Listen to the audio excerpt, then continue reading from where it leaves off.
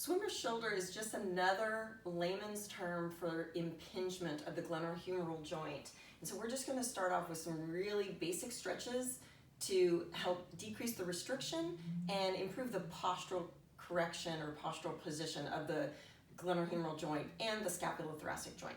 The first thing we're going to do is look at a little technique to increase the range of motion of what's called the front arm line, which basically is the pectoralis muscle in the front, the latissimus muscle in the back. So you can stand here.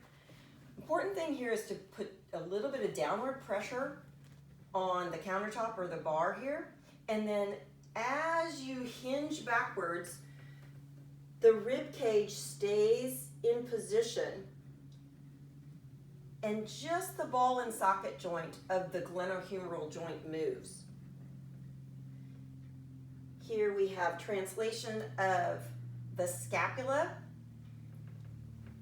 along the thoracic spine, and you get a nice stretch of that front arm line of the pec and latissimus muscle.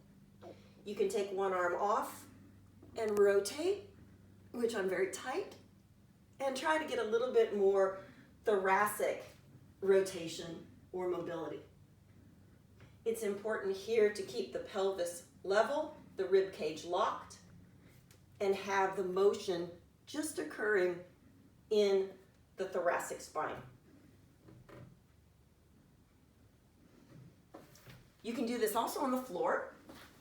So if that feels uncomfortable in any way, you can come back into kind of like a child's pose to get a stretch of the front arm line, the pectoralis and the latissimus muscle.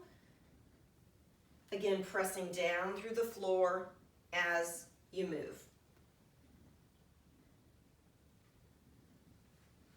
And likewise with the thoracic spine, rotating just belly button up, keeping the pelvis level, and moving in the thoracic spine for thoracic spine mobility. The final thing I want to talk about is the resting position of the pectoralis muscle.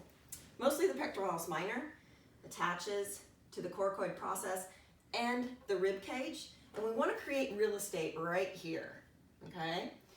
The important thing here is we don't want to just pinch, and we don't want to necessarily bring our body forward where we're compromising the anterior capsule of that shoulder or that glenohumeral joint.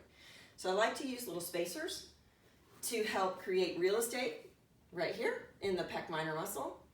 And then you can further pin the pec minor muscle, externally rotate the arm, and really create the stretch and the real estate here without compromising the front of the shoulder joint, which can already be fairly unstable.